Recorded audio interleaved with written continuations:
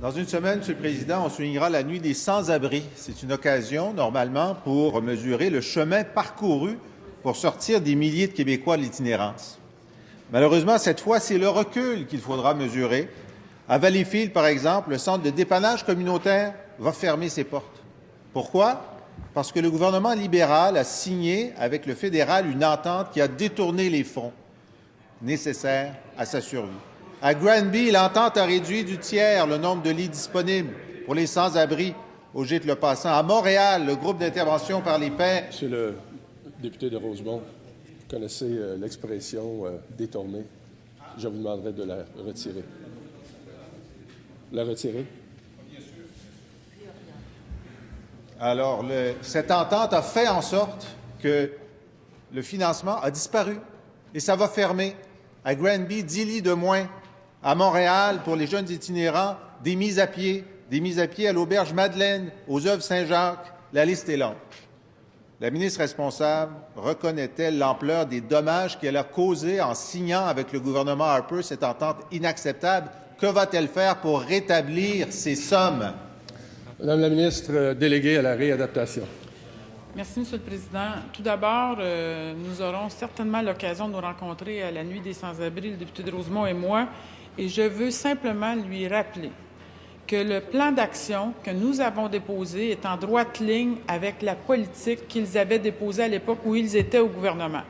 Deuxième élément, l'entente dont il dit que les sommes sont disparues, c'est absolument inexact. J'allais entreprendre un autre discours, mais je me retiens, Monsieur le Président, parce que ça n'a aucun sens de pouvoir affirmer ces propos-là en Chambre ici.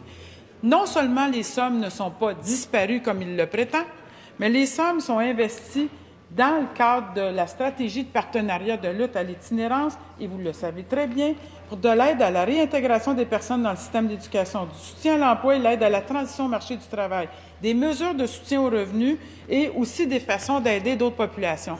Les sommes sont réinvesties dans plusieurs secteurs et il le sait très bien. Aucune somme n'est disparue. Ce que nous voulons ici, de ce côté-ci de la Chambre, c'est nous occuper réellement de la problématique de l'itinérance, Monsieur le Président, et c'est pour ça qu'on a signé cette entente-là avec le gouvernement fédéral. Premier complémentaire, Monsieur le député de Rosemont. Contre l'avis unanime 2 fois exprimé par cette Assemblée, la ministre a signé avec le gouvernement Harper une entente qui fait en sorte que 50 à 60 des sommes ne vont pas là où elles allaient avant.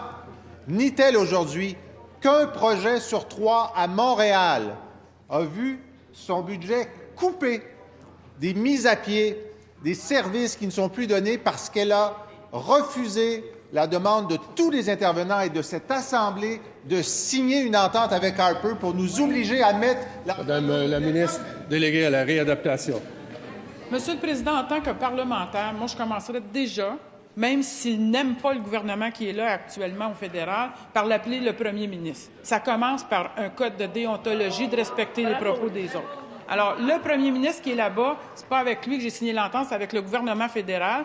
Et vous savez quoi? Ce qui nous parle jamais, le député de Rosemont, c'est quand j'ai déposé le plan d'action, je peux vous donner 2 pages ici de sommes qui ont été investies justement dans des organismes communautaires par notre gouvernement. Ça, il n'en parle jamais parce que justement, c'est trop bon, Monsieur le Président. Et vous savez quoi? Moi, je me préoccupe de la population itinérante et pas de d'autres choses. Merci, Monsieur le Président.